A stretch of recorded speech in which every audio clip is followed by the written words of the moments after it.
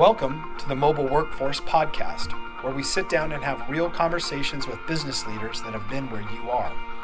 During these interviews, we'll dive into what it takes to improve systems and champion processes that maximize performance. Each week, our trailblazing guests share their experiences and understanding of the workforce to help inspire change, challenge our thinking, and share what it takes to successfully travel the road to profitability. Now here's our host, co-founder and chief evangelist of About Time and WorkMax, Mike Merrill. Hello and welcome to the Mobile Workforce Podcast. I am your host, Mike Merrill, and we are sitting down today with Dan Murray. He is a coach and a consultant with Your Restoration Coach. Dan has worked in the disaster and restoration sector for about 25 years and spent the last 12 years as a consultant serving contractors across Canada and the United States. So today he's going to share a little bit about the process of transitioning your business and eventually setting it to sell maybe to the next generation or to move on to retirement. So hello, Dan, and thank you so much for joining us today. Hi, Mike. It's awesome to be invited and to participate in this podcast. And it's great to reconnect again. We haven't seen each other in quite a few years. And it's great to see what you've been doing to help different contractors and other service providers. I've been watching your progress as you have been moving along and what you've developed and have offered. And it's just great to connect again. Great. Well, I'm looking forward to this too. So thank you again, Dan. So before we kind of get going into the conversation, can you kind of share with our audience a bit about how you got into consulting from the restoration industry? Well, that could be a long story, so I'll try to keep it as brief as possible. But I got into the service business and doing first in the early 1980s when the earth was young and dinosaurs roamed the earth kind of thing. And I first got into it as a carpet cleaner and a water damage contractor. And we did quite well. We operated that way for a couple of years. And then I had the grandiose vision of thinking that, well, why don't we start offering janitorial services? So we started a janitorial company and thinking that the same, quite often doing water damages and starting to do a little bit of firework back in those days, we would, have lots of peaks and valleys and in workload. So we did is that I thought that we could have our janitorial staff do firework in the daytime and help each other that way, but it just didn't work. I had two really good days in the janitorial business. You probably can guess what those 2 days are, Mike. Yeah, the day you started it and the day you hung it up. There you go. Absolutely. And what we found was that the definition of clean is completely different when you're doing a fire damage job versus doing a janitorial job. And the old janitorial expression used to be ash, trash, and dash. You just give the top of a desk a quick clean or give the traffic lane of a carpet a quick clean and it's clean. Well, you have a smoke damage, it's far from that. You have to do deep cleaning and clean every surface, clean furniture up and down and everywhere else. Anyway, 3 years later, we sold the janitorial. We started really focusing on doing full service restoration. And from there, our business just took off and we did, build it from basically scratch, from nothing to a multi-million-dollar business. Then in the 90s, I started doing catastrophe losses. I was involved with a franchise network and I was on their task force to develop a large loss division, which I headed up in Canada for several years. And I also traveled to the US doing large losses. And, large loss in those days was considered, anything over $250,000 single site loss. And the largest loss I was on, we did $2.3 million in 3 weeks. The largest single loss that I did on my own was a little over $1 million cleaning and painting. And we did it. We had a 45-day time frame to do it, and we finished it in 43 days. So then I had some good successes there for a few years. And then the franchisor that I was with asked me to come on board corporately. And I ran the Canadian division for them for 4 years. I had about 70 franchises across Canada. And that's where my passion for training and coaching and advising business owners really started to take foot. And then then I switched over to buying into a company in my area. And I did that for 6 years as a franchisor and operated a couple of the franchises. And we built it up to 15 offices, and then had a really, really bad parting of ways with a business partner. And I took a few months off, and then in 2009, we started full-time consulting and incorporated our company to do this in 2010, and we haven't looked back.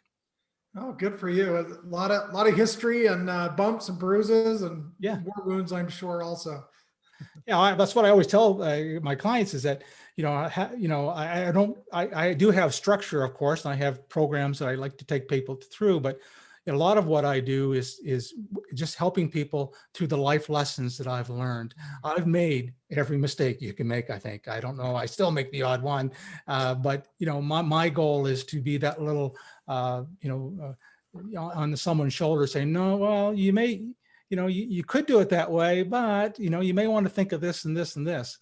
Part of being a coach is that you help people make the decisions, whereas the consultant will do things for people. So in lots of times I'm doing more advising than coaching. And so it's really pretty awesome to get paid to do something that you love for an industry that you really have, spent your whole career in. Yeah, good for you. And I know you're very respected and revered within the industry in the space. So it's been hard earned, of course. Yeah, well, it's a great industry. What's been interesting is when we started in the early 80s, it was just basically, just a baby. We used to go to the local hardware store and buy the little dehumidifiers and buy the, those the axial fans and the square fans. There was no, equipment manufacturers that there are today. There was no testing procedures. And it's just really been a fun ride to see it from where it is now to see where it came from. And it's really almost a commodity business now, in that there are so many disaster restoration firms. We're all doing things based on the same training through the IICRC organization. We all, there's only, maybe half a dozen equipment manufacturers. There's only one remote timekeeping system we should be using, but we all know who that is. But and there's one main software. There's a couple other ones on the side, but for doing estimates and everything estimating. But it certainly has its challenges now from what it used to be, but it's a much larger business than we ever thought it could be. Yeah, and I think to your point, it's interesting because kind of like the topic that we're talking about today, lots of companies have to look into the future and kind of decide what that transition might look like when they either retire or sell a business. What do you think in either of those situations that companies can do today to prepare themselves for that eventual outcome that they have as a goal? Well, you said a key thing, Mike, is that they need to prepare, because I've seen some really sad situations where a business owner hasn't. And it is not nice to get a phone call from the widow saying that, had a heart attack or or to get a call from the owner and I just had a meeting with my doctor, and you can fill in the blanks. Those are not nice calls to get. And at that point it's too late to maximize the value for the business. It's just basically, how do I get out of it? It's a fire sale type of deal, right? And it's sad. It really is sad, because I think I could say this, okay, most business owners have the biggest chunk of their retirement in their business. Real estate certainly is probably a big point, especially if you own your own building that you're operating out of. But as far as your net worth, what you have for savings to retire, it is what you're thinking you're going to get out of your business when you sell. And if you start thinking about that 3 months before you want to sell or have to sell, it's too late. So you have to prepare financially and get your business ready, I say a minimum of 2 years, but 3 to 5 years is the best. And so this is where I transition my business and the services that I do in consulting and advising and coaching is to help people get ready for this transition. This has been the last 6 years. It's been my main focus in business. I'm not a business broker. I don't do business brokerage services. I've worked with other business brokers or with business brokers. I don't do it, but what I do is I help with the getting ready, to get it ready for sale. But quite often the sale never happens. Mm. And the reason is that the same principles that make a business valuable to a potential purchaser are the same, standards in a business that make it easier to run, more profitable, less stressful for the owner, and help building a team. So I've said several of my clients say, well, why would I sell when it's starting to make this kind of money and it's running so smoothly? And now I can enjoy it and have a regular work schedule and enjoy the benefits and let it accrue. Yeah, it's the double-edged sword. I think of, I'm in business and have been for most of my adult life as a contractor originally, and then helped start this business back in 2003. And so 95% of my life has been full throttle, pedal to the metal. I'm not thinking about, oh, eventually I've got to use some brakes, or maybe, the engine brake, if nothing else, and figure out how to, I guess if an analogy might be get off the freeway, to an off ramp, because at some point, as much as I love this and being in business is fun, it's also scary and difficult and challenging. And like you said, the last thing you want is to leave your wife with a mess because your health fails or you get too stressed. And so those things are real challenges. And it's great that there's individuals like you and companies out there that are helping educate and coach. Yeah, you're absolutely right. And what you made a good point there, Mike, is that you're doing something that you love. And most entrepreneurs, I would hope, are doing what they love. But what happens, and I'm guilty, it happened to me, is that you get so enthralled with your business and it's all encompassing that you forget about your personal life. You forget about developing hobbies. And one of the things that has really come about to me in the last 5 or 6 years of working with so many entrepreneurs and contractors mainly is that they have to prepare themselves personally for the exit, because and I know what happened to me when I sold a couple of my businesses back in the 90s, and is that you need to have a vision for what you want to do personally after the sale, right? So that's one of so we have an exercise that we go through with potential with clients or potential clients. How do you what do you want to do? What do you want to do when you grow up? What do you want to do when you get free from this business? Why do you want to exit? Those are questions. And now I don't always need to know the answers that they come up with, but I'll ask them the questions and go ask them to talk it with their spouse, think it over with themselves, talk it with their family, because I know what happened to me is especially the first business I sold, because I worked night and day in it for 5 years, and I sold it at that time, it seemed like more money than I would ever have had in my life. But nowadays it's a pretty small sale. But one day I was walking down Main Street and, hey, there's Dan who owns this business, and Dan's, I'm getting calls to come to this luncheon in the Chamber of Commerce and this and that, and people networking, dropping by my office. Next thing you know, I'm just sitting home. I took 3 months off when I was in my 30s and kind of revamp where I was going before I started my next business. And for those 3 months, I started realizing I'm not getting the calls. I'm not getting the invites. I don't have an office to go to. My self-worth was tied up in my business. So I'm always cautioning entrepreneurs to be careful because you have to really work at developing and keeping a life outside that, is tied into your family. And so, yeah. So it sounds like if I were to kind of list off some check boxes or have a list of items that somebody should be aware of or be looking at to prepare, it sounds like having some personal goals and kind of a transition plan, some next steps established before you sell your business. Are there some other things that would make that checklist that companies should be thinking about? For the company or for a personal, Mike, which I can go either way here.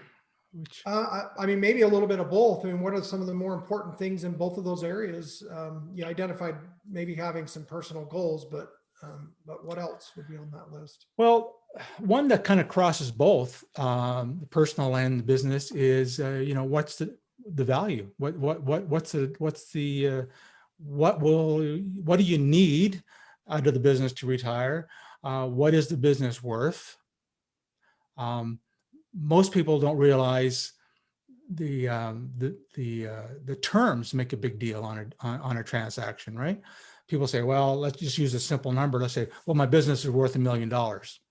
Well, how is that paid? If the purchaser is only going to pay you 50% on upfront, and you got to do an earnout over, say, 5 years, if you hit all these benchmarks, you may or may not get the other, or only get a portion of it. So I say in those deals, you got to be happy with the initial amount. If you can live off that, then the rest is the bonus. That's where but so the terms is a big thing. And sometimes the more aggressive you are with the terms, the shorter how much you're paid up front, and the shorter any term is, usually it means that your amount of money that you're going to get shrinks a little bit, right? Right. So, but really, what is your bottom line is what you got to be aware of, because and then when you put your hat on from being the purchaser, and I've helped a couple of companies do acquisitions, tuck-in type acquisitions to expand in their local areas. What's a financial buyer buying? You got to put your hat on and think what the other guys, how they're thinking, right? And really what they're buying is your future profits, but even more important to that, how reliable those future profit estimates are. That's really what they're buying. And that's why when you see people say, well, I get 5 times EBITDA, or, I get, 6 times or 8 times, whatever industry, and you're different. But really what you're doing is that you're buying a predictable future profits, and it's discounted if it has a lot of variances up and big swings back and forth. It's got to be fairly predictable. Yeah, that's a great point. Also, I know we've worked with consultants too in our business, and one phrase that has stuck in my mind is one consultant told us, good companies sell, great companies get bought. And so making yourself attractive where people are pursuing you because of, predictable profits, branding, market recognition, future potential, all those things is an important factor aside from, just the EBITDA and other things that are maybe mathematical equations. There are other factors that can weigh into that value. Absolutely. I'm going to steal that phrase. I like that one, Mike. What I have used in the past is, you're either going to get pushed out of the business or pulled out of the business. Yeah. Decide which way you want to go. Yeah. Because being pushed out of the business isn't fun, and not very profitable for the most part, right? But you said it much more eloquently than I did, so I'm going to steal that line when we're done. I had to steal it from someone else to give it to you, so no problem. Fair enough. So, but another point, as you said, is we have to think about I think most of the audience listening to this are probably in the service-based businesses, right? Yeah, whether they be construction, the trades, so to speak. Yeah. So what business are we really in? And you'll hear people say, well, you're in the business of creating and keeping customers. Well, I always like to say we're in the people business. So when it comes time to start thinking about selling, you have to think of your team. And in all my correspondence and all my stuff that I've written over the years, whenever I mention team in a business, I always use a capital T, because I think they're so important that your team members need to be recognized. And so how will they be treated in a transition meant a lot to me when I did, some of my deals in the past. I've talked to other business owners where, they weren't all that concerned. They were, looking after themselves, which is fine. I can't judge. There's no right or wrong. There's no absolute decisions. It's whatever is right for you and your personality. But I do think that your people need to be treated right. You need to, and there's different ways that other people involve or not involve their team members in a potential discussions on a sale. Some people will make it very transparent. Others will keep it very close to the chest. When I sold my first business, I was, no, I don't think anyone knew until the day I announced it. But since then, I've a different thought is that, sometimes being transparent is good.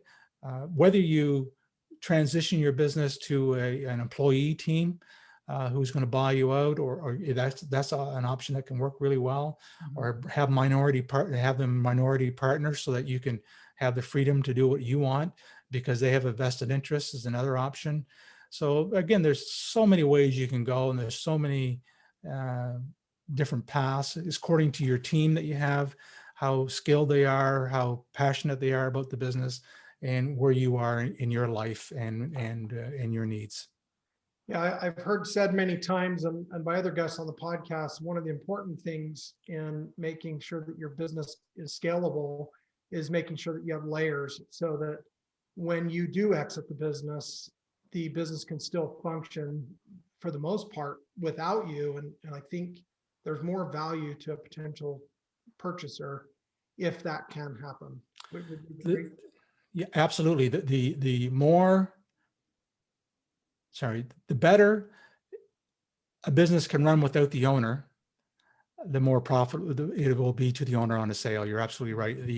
You should, if the listeners take anything from this podcast today, it should be that if they can reach a point where they work themselves out of a job in their own business, they're doing a good job. Yeah. And from a personal perspective, there is nothing more satisfying, it was at least to me in my career, was in seeing people grow and develop as leaders and managers in my company, and see them come to a point where they, could take over responsibilities and do things that they never thought they could. That is very self-rewarding as a manager, as you help other people develop. Well, and I think, for many of us that are entrepreneurs, that's one of the most challenging things, is handing those reins over. I mean, this is your baby. And so to leave your baby in somebody else's arms for any amount of time is a bit of a hurdle, and you have to figure out how to get over that, really. Otherwise, you're going to be too connected, and it won't end well, probably. Yeah, and one of the 8 drivers that we always work on with our clients, and I told you we have a bit of a structure that we work on, is what we call the hub and spoke model. And I think I've heard it on your podcast before, listening to other guests. And really, the more the owner is totally in control, and that, all the major customer decisions, sales and marketing decisions, supplier decisions, sub-trade decisions, all those are made by the owner. He or she is the hub. And it's a very stressful and tough position to be in.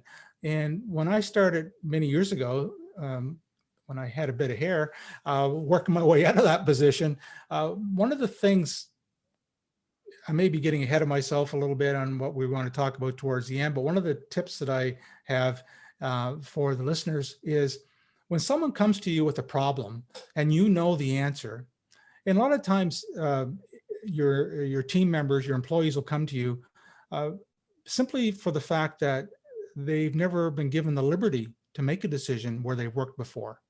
They've never been, counseled that way, or given, when I go to work, I do what I'm told, right? I don't do what is right. I don't, the company culture is developed by somebody. If it's not developed by you, it'll be developed by some other part of your team. It may not be the culture that you want. But what happens is that when someone comes to you and says, hey, Mike, should I go to Mrs. Smith's job and start that today? Or should I go clean up the shop? I'm just using a silly example. But when someone comes to you with a question like that, you can start coaching and developing them to make decisions on their own by saying, well, instead of just barking out the order, which most of us do, you can say, well, what do you think we should do, Joe? Or what's Mrs. Smith? What's the condition of, what was it, her expectations, Joe? And then when they give you the answer that you like, you say, well, yeah, I agree. That's a good decision. Go ahead and do that. And you do that enough times. Or if they give you a silly answer, I think I should go wash the truck instead of go serving a customer, you can say, well, let's stop and think about that for a minute. And here's the 3 reasons why you may want to reconsider. But have them involved. And after a while, they'll start making decisions on their own. Yeah, I think that's great. One analogy that popped into my mind, I've used this in the sales environment before, but we've all used a navigation system, GPS. And when I've traveled a lot like you do, and I'm in an unfamiliar city, I lean heavily on that GPS and I'm waiting to be told where to go and what to do. And it's difficult to navigate until you hear that voice tell you where to go. But if you don't have a GPS and you've got to pay more attention, then you can usually get along just fine also. And it's more just knowing that you can depend on your own ability instead of waiting for somebody else to tell you where to turn. That's right. And there's one benefit, I guess, when we are recording this, we're in the middle of the COVID, the pandemic, and travel is it's really come to almost a screeching halt. And I was doing 35 weeks a year on the road for the last 10 years, visiting clients. And, a few months ago, I came to a screeching halt, and I do everything on Zoom now, and Loom. I use another service called Loom, but Zoom is my main one for two-way videos. And I don't know whether I'm going to go back to the travel. This is working out extremely well. I wouldn't want to be in the air carrier business or hotel business right now, I don't think. Yeah, it is amazing what we can do when you hear the phrase, where there's a will, there's a way. And when your options are limited and you've got to figure it out, there's a lot of different approaches that you can take that might be equally, or even to your point, more effective. Absolutely. Absolutely. So with, this topic of discussion, what are some things that business owners can do to sell their business or hand it on to a future generation, a son or a nephew, or, somebody else that you're mentoring with no regrets? Because I think that would be one of the bigger challenges. And it's one that I hear about quite a bit. Once companies do sell or do pass things along, there's all the reasons that they wish they wouldn't have, or that they wish something would have been different. Well, it's really, to use the old adage, it really depends. It depends on the owner, what they're doing. But, there's a personal attachment to businesses for the most of us, right? So when you detach from the business, what are you going to do with your life? I guess a short and simple answer to that question I tell people is that a happy exit is meaning that you have a happy life. In other things beside business, whether it be coaching your kids at sports, or traveling, or doing whatever. But and the other thing is, the big thing, of course, really, why are we in a business? It's really to have financial resources to be able to live the life that we want. So, again, the first driver of the 8 company drivers that we work on with people, number one is the financial performance of your business. Your financial performance has to be good, and it has to be improving all the time. And while you own the business, it allows you to be remunerated properly. And when you go to sell, it'll also do that as well. Because you got to remember, when you say 5 times whatever, or 4 times, whatever the multiple is you're getting paid on your EBITDA, is basically, if you can make an extra $100,000 a year by running a good business and keeping things tight. If you get 5 times that multiple when you sell, that's $500,000. And I don't care who you are, $500,000 is probably going to make a little bit of a difference on your enjoyment. Sure. Can I make another point on this, Mike? You bet. Yeah, absolutely. One of the big things I see people not considering when they sell, they always think about the big dollar amount they can get. They don't stop and consider all the costs that are involved. Lots of times, especially if you go through brokers and other professionals, you're going to have lawyers and accountants, and you can spend tens of thousands of dollars on lawyers and accountants really quick, just getting your business ready to deal with the due diligence and all this sort of thing. Then if you get brokerage fees, so you can have 8 to 10% easily in fees on what you're going to pay for a transaction. And then, you can have some personal fees if you guys, holding companies or family trusts or whatever. You can have other fees involved with setting up all that and to save taxes. And then the big thing that most people don't stop and think about is how they're going to be taxed on their earnings. So I always say for just, hold your thumb up in the air and pick a number, but basically a third roughly of what you get out of your business, you'll end up keeping in your pocket. And most people don't take that into consideration. They think if I sell it for $1 million, I get $1 million. I wish I could say it was so, but it isn't. Yeah, that's a great point. And I think even within that framework, there are different tax approaches that could be taken too. So depending on the earnout or other factors, how at the end of the day, what's really going to net you the most revenue. And I think that's a great thing to consider. Yeah. So there's at least a dozen ways I could think of off the top of my head how you can structure a deal. And there's so many ins and outs, but I'm a big believer in that. We've all heard the expression win-win, but I think it needs to be win-win-win. It needs a triple win, right? We need to win. Whoever's acquiring our business needs to be a winning deal. And our existing team members and customers need to win. Like if everyone wins, there can't be a win-lose scenario or someone's going to not be happy. Yeah, I really like that. And I think, a lot of cases, a lot of company owners, they are concerned about the long-term viability of the business, how it affects those employees and team members, like you're saying. And I think, and along those lines, I know I've heard you say before, it's important to have more than one exit strategy also. So maybe if you've got a few horses in the race, whether it be different suitors or maybe some different options on how this transaction could take place and what it looks like. What were your advice? Well, I always like my people I'm working with, to actually, we sit down and there's an exercise that we go through and write down who would be potential. Could be a big multinational. It could be who just wants to do, they usually call them tuck-in acquisitions, where they want to expand, they want another dot on the map, or you're a pain in the, and they just want to buy you out so that, their local branch can grow. That can happen. You can have, family members is what most people think of. But some, that can be really good or really bad. And are the kids ready and able to run the business? Have they paid the dues?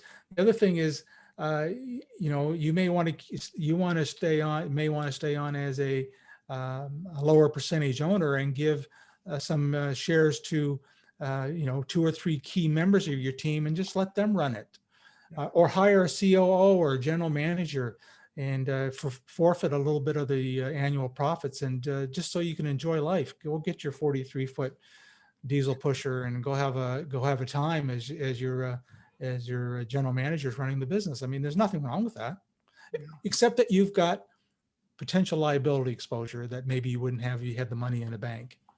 Yeah, that's a great point. And I know you as a coach and a consultant, helping companies understand the health of their business and what's in their best interest of growing profitably. I know that you've mentioned in the past how important data is in being forward thinking and in planning.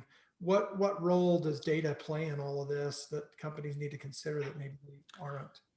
Well, it's huge, especially when you get to the transition stage. Most companies will want to do due diligence, and you need to know your numbers before you start putting a price on it.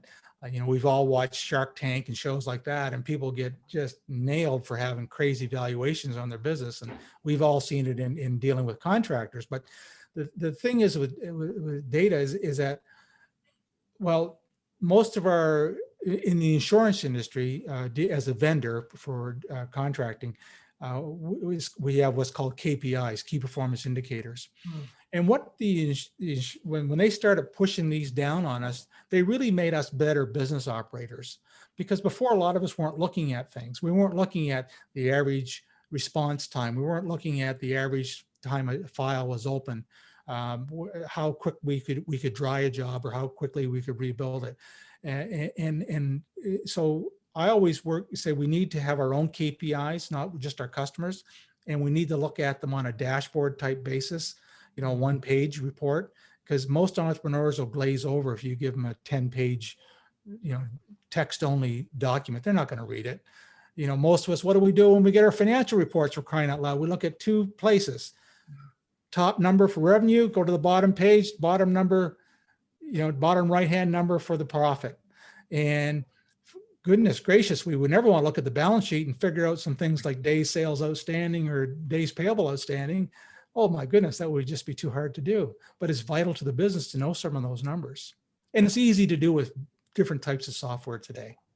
Yeah, so you're really what you're talking about then is live field data, live visibility, daily updates on dashboards. So really, you've got a finger on the pulse of the business. Yeah, and as far as for the contractor running in their field management, that's becoming more live data all the time too, from from your employee timekeeping and job costing. Is our biggest cost on a job usually is our personnel, so we don't have that number down pat, we're in trouble right out of the gate. The other thing that's coming on, for example, nowadays is that there's newer technology, AI type of technology, where you take a piece of equipment out of your shop, put it in your truck, take it to a job site and leave it. A lot of our things we can charge for, or at least we know it's there. Nowadays, we don't have to barcode swipe. We don't have to write it down. It's automatically done because there's a little RFD or whatever transponders in each location. And, you can, and it uses GPS as well, but a manager can set and say, okay, I've got 77 air movers out in the field today and 27 dehumidifiers. They're all billable by the day, and I've got it all right there live. I can see where it is. I'm not going to lose it. I'm going to capture every hour I should be billed for it. So having live data in the field as well is extremely important. Yeah, I would imagine for a potential purchaser of a business too, if they know you're using those types of systems, they're going to have a lot more trust in the data that you're presenting. Absolutely. That is 100% right. I've seen that happen several times over the years. So this has been a great conversation. I've really enjoyed it. I guess just kind of wrapping up, one of the things that I like to ask a lot of the guests is, what's one key practice or best practice or something that's been impactful in your entrepreneurial career that you could point to for the success you've had? Always be learning. Always be learning. And it takes some time, but it's a very inexpensive way to do it. Be a reader. You want to be a leader, be a reader. You want to be an expert at something. You have an expertise you want to learn, whether it be writing code or how to do a water damage.